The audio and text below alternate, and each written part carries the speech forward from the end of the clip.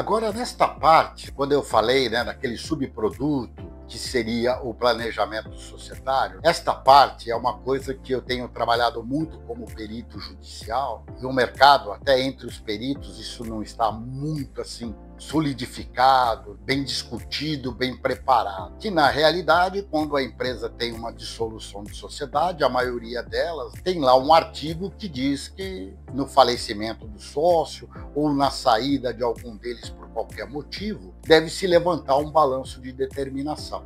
E aí, como não está descrito corretamente no contrato social da empresa, o que ocorre? Acaba caindo para o judiciário resolver isso. E diante disso, nós caímos lá no artigo 606 do Código de Processo Civil, que ele diz que o balanço de determinação ele tem que ser apurado pelo método de saída, avaliando os bens tangíveis e intangíveis dos passivos e dos ativos.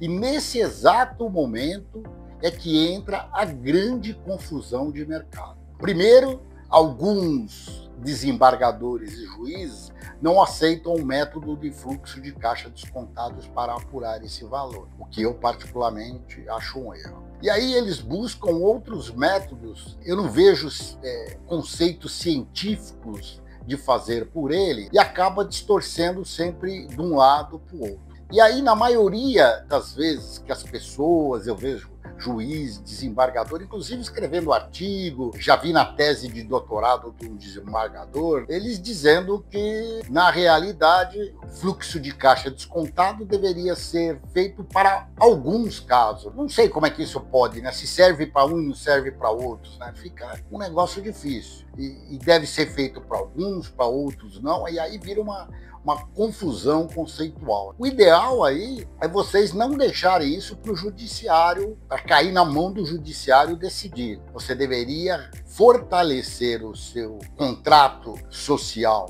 ou lá as suas normas de distribuição de lucro e essas coisas e permanecer com isso lá mais escrito de uma maneira mais fácil. Também nos estatutos, às vezes, cometem o mesmo erro. Não é bem um erro, é você deixar que os outros discutam uma coisa para você.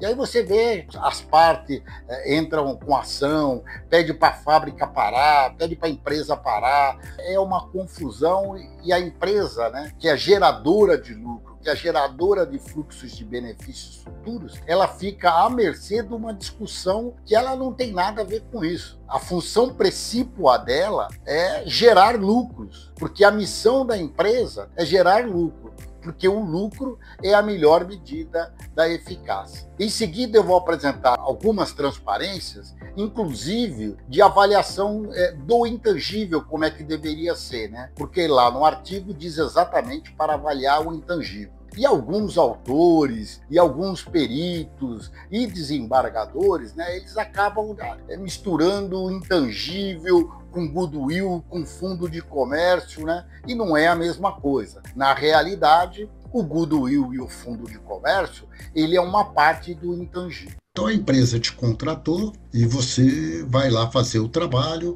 e você vai lá e pergunta para a empresa, você tem um planejamento estratégico, você tem um planejamento... Não tenho nada. Quer dizer, empiricamente, ele tem alguma coisa, porque todos têm um modelo de gestão na empresa, Então, vamos discutir esse modelo de gestão com eles, Então, nós deveríamos ter uma visão de uma empresa, e eu vou mostrar para vocês como é que deveria ser a visão da empresa, como é que a gente deveria ver a empresa. A empresa e seu ecossistema. T0 aqui é a data da avaliação, T1 pode ser um ano depois, T2, 2 anos e assim sucessivamente. Nós temos o ambiente remoto, que são os ambientes de outros governos, de outros países, da sociedade, e eles nos geram variáveis econômicas, sociais, tecnológicas, política, ecológica, democrática e regulatórias.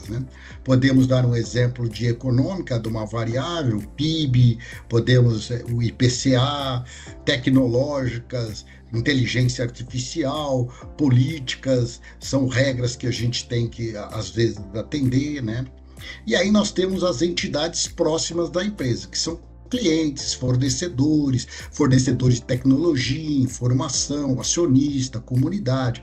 Então você tem que ver também se esse ambiente próximo também não vai estrangular a empresa também, né? Porque nem sempre só o ambiente remoto estrangula a empresa, mas também o ambiente próximo.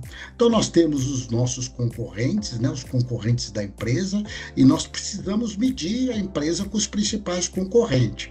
E aí medir essa troca de recursos, né?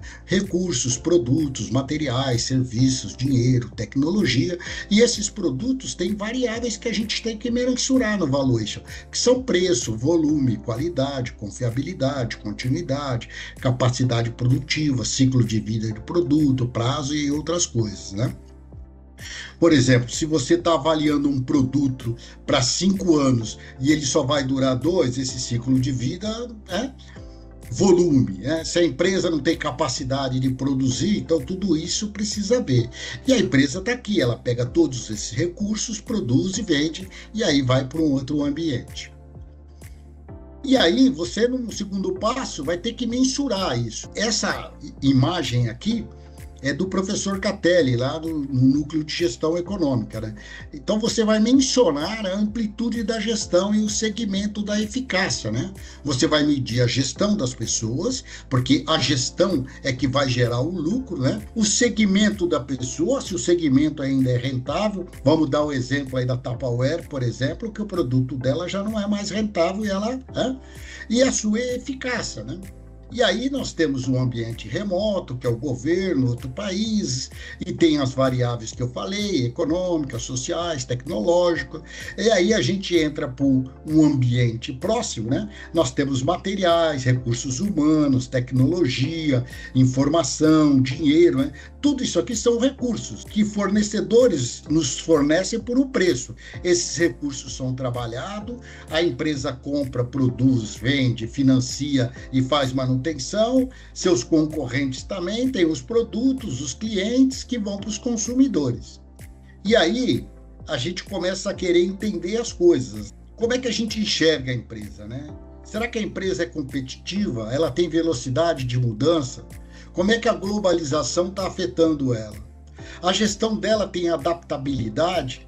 As áreas de negócio ou unidades de negócios geram resultado, todas as áreas? Ela tem sistemas de informação de suporte para o seu processo de gestão? O planejamento e a execução e o controle, as simulações são bem feitas? E aqui a gente tem que ter um processamento de dados na empresa que nos gere, né, informações corretas, disponível no momento certo e lugar, objetivas e úteis. Se ela perder uma dessas qualidades, ela não vai ser uma informação pertinente. E aí, o valuation, né? Ele tem um sistema de gestão, eficácia e resultado, né? Que você enxerga aqui, nessa macro modelo aqui, a missão, crença e valores. Toda empresa tem isso, toda empresa tem um modelo de gestão e cada uma é diferente, é como se fosse a digital da pessoa, cada um tem uma diferente. O planejamento estratégico, ele vai assegurar o cumprimento da missão e a continuidade, ele gera diretrizes estratégicas, a otimização e o desempenho de médio prazo é feito pelo planejamento de longo prazo, que vai gerar o plano, a otimização do desempenho do curto prazo vai ser pelo planejamento de curto prazo ou o orçamento, o programa, a otimização. É dessa parte daqui para cá, da otimização da execução, é que entra os nossos produtos após a nossa venda do valuation. A gente acompanha, olha todas as transações, vê se estão corretas e propõe ações corretivas quando elas não estão atingindo as metas planejadas no valuation. E aqui a gente tem uma visão macro, né, do ambiente, próximo, são as variáveis que eu disse, variáveis econômicas, financeiras, sociais, e o próximo, os ambientes tem lá, consumidores do país, da região, do canal, classe, necessidade, né? Clientes também tem do país, da região, você pode vender para fora, é um preço, dentro do país também é um preço ou outro, por causa que o ICM em cada estado é um valor e você pode usar isso como política de negócios, né? Ou de venda, de preço de venda, os fornecedores, os concorrentes e os produtos. A gente tem que entender o mercado, o ciclo de vida, do preço, a durabilidade, né? Inclusive os recursos também. E aí a gente vai ter uma visão do valuation maior, né? Que é lá do planejamento estratégico. Nós vamos respeitar a missão, crença e valor da empresa, o modelo de gestão, o planejamento estratégico vai trazer informações ambientais, análise ambiental, cenário, macroestratégia, planejamento da área, o plano tático, onde ele vai ver oportunidades, ameaças, pontos fortes e pontos fracos. É aqui que saem as diretrizes táticas, a validação modular, o plano tático é ajustado, a gente faz a consolidação e aí gera as diretrizes, né? Os dados aqui são variáveis ambientais, remotas, concorrentes e outros. Nós temos a visão do planejamento operacional, que é o de longo prazo. Nós pegamos as diretrizes estratégicas que foram feitas no primeiro passo, identificamos as alternativas, pegamos as alternativas operacionais, as melhores, selecionamos e avaliamos, fazemos um plano modular, detalhamos ele, ajustamos, fazemos uma consolidação e aprovamos, sempre usando um sistema de simulação, montando um sistema orçamentário. Daí, saindo essa primeira parte, nós vamos para uma segunda parte, né? Uma segunda parte que é os subprodutos que o valuation, né, feito por fluxo de caixa descontado, ele pode fazer. Quais são os produtos que ele pode gerar, né?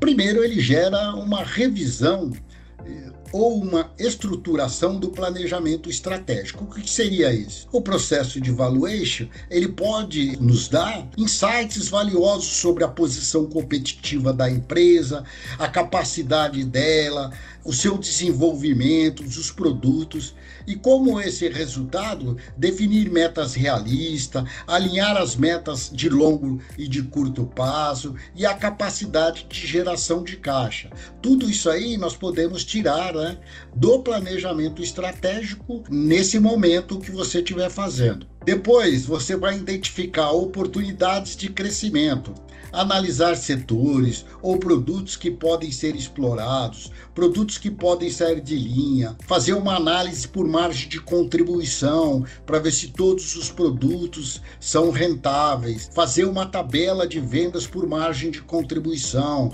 Para quê? Para você forçar a vender os produtos com maior margem de contribuição. E revisar a proposta de valor da empresa, né? Ajustar a proposta de valor da empresa para se alinhar às expectativas de mercado, né? Porque isso é importante, você se alinhar às expectativas de mercado. Se você ficar fora de mercado, fica difícil. E depois você vai fazer uma elaboração ou uma revisão, né, do plano tático. O que é o plano tático e o operacional? É você ver se tem todas as ferramentas para você produzir aquilo que você está planejando. Os resultados do valuation também têm implicações diretas no planejamento tático operacional, como alocação de recursos, temos todos os recursos para fazer, direcionar esse recurso de forma eficaz para as áreas com maior potencial de retorno. Quer dizer, você vai colocar os pontos fortes com os pontos fortes e evitar os pontos fracos. Otimizar os custos. No planejamento tático, você pode otimizar os custos, né? Identificar a área onde é possível reduzir custos sem comprometer a qualidade ou a eficiência operacional. E o desenvolvimento de indicadores de performance, né? Como KPIs, que monitoram a eficiência e a relação aos fluxos de caixas projetados, né? Então, a gente teria que tá fazendo isso aí sempre. Mas também o valuation pode nos dar também um planejamento societário. Além do aspecto estratégico e operacional, o valuation impacta diretamente o planejamento societário da empresa, vendo formas de distribuição de lucro, melhora na eficiência, na relação com os proprietários da empresa e etc. E também pode ter uma estrutura de capital, quer dizer, avaliar a necessidade de capital e a opção de financiamento, se vai buscar fora, se vai buscar dentro do país, qual é a melhor condição. E acordos sociais, né? O que são acordos sociais? Revisar ou elaborar acordos que considere a avaliação da empresa e a distribuição de lucros, né? Quer dizer, você pode colocar o valuation como sendo uma ferramenta que o valor que for mensurado no ano, se alguém sair no ano subsequente, esse será o valor base. Você pode, inclusive, colocar no contrato social. E ele também pode servir por um planejamento estratégico, ou seja, definir para a área de sucessão e continuidade da empresa, levando em conta o valor atribuído ao negócio. Essas são as coisas que você deveria fazer de melhor, né? Então, toda vez que você for falar em metodologia de um planejamento estratégico, metodologia de um planejamento operacional, metodologia de um planejamento de curto, de longo prazo, você pode ver que o valuation pode te atender nisso também. Se você fizer um bom valuation, pode te atender. Agora, a minha pergunta para você é a seguinte: se você já fez algum valuation na sua empresa, alguém já deixou esses subprodutos escritos, demarcados? Alguém acompanhou isso com vocês? Alguém acompanhou o desempenho da sua empresa? Pense nisso.